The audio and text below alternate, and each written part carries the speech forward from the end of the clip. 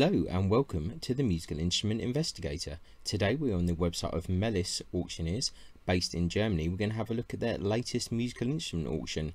Now this auction forms part of a larger auction that they have. You can see there's loads of different stuff. They tend to have these giant auctions, but we're just going to have a look at the musical instrument part.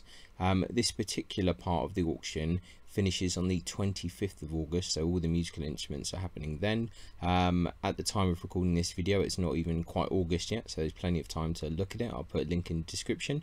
The buyer's premium is 23%, so that's what you need to add to their final hammer cost. If you're interested, I shall put a link in the description so you can check it out. Obviously bear in mind that this auction is in Germany, so if you're outside of Germany, then there may be shipping fees and maybe other import fees, and if you're outside of Europe as well, then there's most likely to be more fees attached. So do make sure that you have a look at all the information. You can see it in English as well as in German, so you can definitely have a look at it. I think there's only about kind of 20 or so items in this auction, so it's not very big, but we'll have a look at it anyway, because sometimes there's some interesting stuff here. As you can see, it's not particularly big, so let's just crack on with it, and we'll be a nice quick video, and then it won't be too crazy long. So we have to invoke the translation, as it goes a little bit funny sometimes. So it's a mid 20th century violin with a Stradivari label there, length of back 35.9, 20 euros a starting bid, so they're not going too crazy on this one. Let's see what other details we can pull up. Looks in a fair condition, nothing particularly outrageous, but maybe of interest to someone, but yeah, it doesn't look too bad. So moving on to the next one. We seem to be struggling with the translation here for some reason. I don't know why it's doing this, but it just keeps on insisting on reverting back to German all the time. But anyway, a violin, the inside it's labelled Ferdinand Sprenger, Nuremberg 1878, 35.4 is the length of the back. It's got a few cracks and needs a bit of repair, but slightly more interesting than the previous instrument. Another 20 euros for starting bid on that one.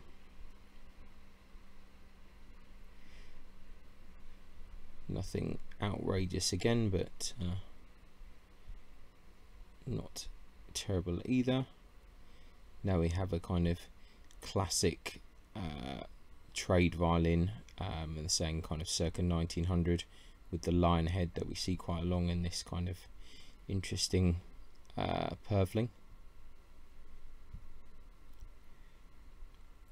This is the kind of very lower grade lion head. There's sometimes other ones which look a little bit better. I think there's nothing too much to say about this. Looks like it needs a little bit of kind of repair and setup work. And this looks like a kind of violin, they're saying beginning of the 20th century here. Looks very kind of standard. Once again, not in terrible condition, but probably needs a little bit of TLC. 180 euros they're saying for the starting bid of that. It's another violin here, they're saying labelled not dated 1916 and inscribed Neuner and Hornstein and Mittenwald, Stradivari. It's got a certificate of authenticity apparently. 2,200 euros. Interesting. It does look in fairly good condition. I mean, these Neuner and Hornsteiner violins are pretty good, some of them, so I can understand why the premium might be a little higher. I'm not massively taken by this particular one. I don't think it's the greatest example. but they have it 2,200 euros. They're saying it's a starting bid. It seems a little bit high for me. So another violin, second 1900 with a Giuseppe Guarnerius label. They're saying kind of Neuner and Hornsteiner again. 2,000 euros to start. I think I might prefer this one to the other one. So again, it seems in fairly good condition. Not the most exciting of violins, but not too bad. I think the back on that is a bit nicer than the previous one. They have another violin dated 1947 and signed Master Aid Zapp Mark Nikirkin. Let's have a look at this. 2,500 euros they're kind of wanting for this. Interesting outline. I'm really not convinced about some of the pricing for these in this auction. Not to be negative about any German violins, but I'm not really seeing anything super exciting so far. Another violin labelled Lorenzo Carcassi, 1755. It's got a certificate from Emil Pilverix and Son from 1958, in need of restoration. 35.5, 8,000 euros is the starting bid. This is definitely a nicer looking violin here. Interesting back, but as I say, it does need some repair.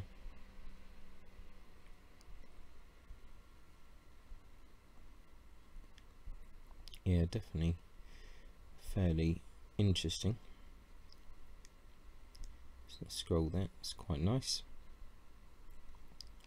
There's a bit of the certificate here. I think we've seemed to have highlighted that. Definitely an interesting violin. Once again, they're going in pretty quick with a high starting bid there. So they're saying another one here, violin 1790 and signed Franz Nittelhoff Geigen and Lautmarker in phrasing. 35.7, 3,000 euros they're looking for here. It's again a kind of interesting model. Be very interested to see how some of these sell.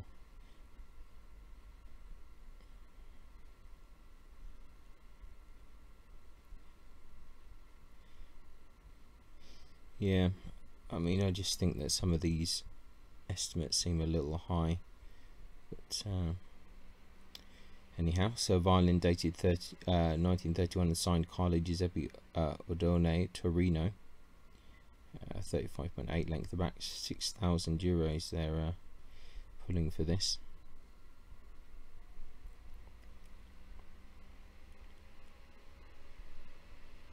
I'm just really not particularly convinced of anything in this auction so far. I must be honest. I think it's a little bit odd. They do have interesting things sometimes in Mehlis, but this time I'm not sure. Mid 20th century, no label, student violin in case there, with another violin. 100 euros, they're saying the starting bid here. Some interesting fluting on the F holes of that kind of child's violin. I don't think there's anything super exciting to see there, unfortunately. We've got a viola here, 1901, with an Antonius Stradivarius label, made by J. Altrichter in Frankfurt. 39.9, fairly smallish. Interesting back on that. 2,200 euros they're looking for.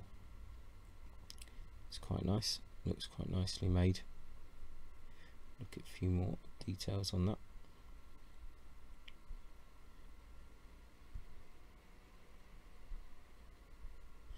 Yeah, this is quite a nice looking instrument. I think this is probably the nicest, one of the nicest looking instruments so far of the auctions. We've got another viola here, dated 1989, Carl Kraus Mittenwald, 42.2. It's a bit more kind of larger, modern kind of, or current standard.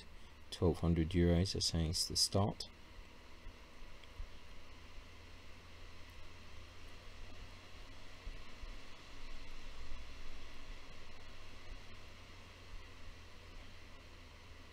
Once again, it looks kind of fairly interesting, nothing too outrageous, but could be potential.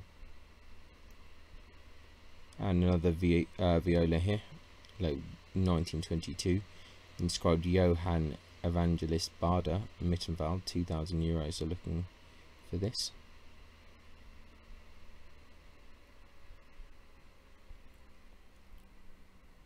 So again, I'm not seeing anything that's super jumping out at me at the moment, I must admit.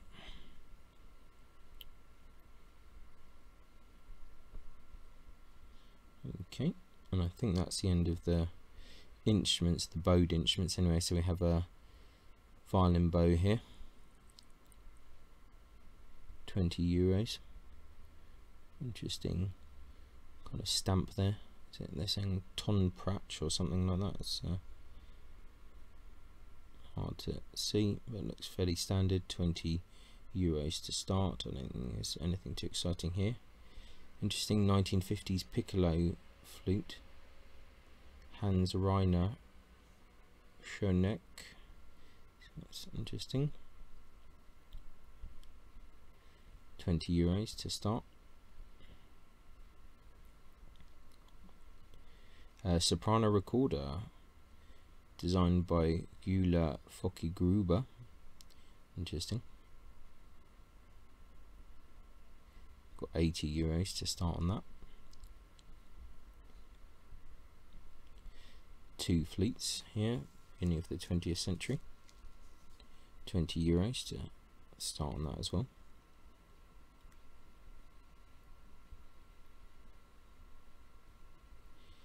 Got a concertina, beginning of the 20th century. Fairly interesting. 80 euros to start with that. And interestingly, to finish on a spinet signed Hans C. Honch, Werkstatt, 1935. Interesting enough, 450 euros to start. Don't think you can argue with that too much. I'll have a look at a few other pictures.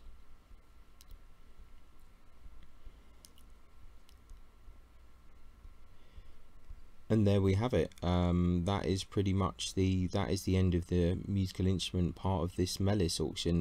Not the most exciting auction. Nothing super jumping out. This kind of violin labelled Carcassi is fairly interesting. I think also this viola by J. Altrichter, that's quite nice. Everything else is not really speaking to me as such, but a couple of nice items. But yeah, I'll put a link in the description. Check it out and see what you think yourself. If you've got any comments or disagree with what I'm saying or have any additional information, please share. That would be greatly appreciated. Yeah, so thanks a lot for watching, and I'll catch you next time. Bye. Many thanks for tuning in to the Musical Instrument Investigator. I hope that you enjoyed the video. If you did, then please like, subscribe and turn on notifications, and watch out for the next video coming soon.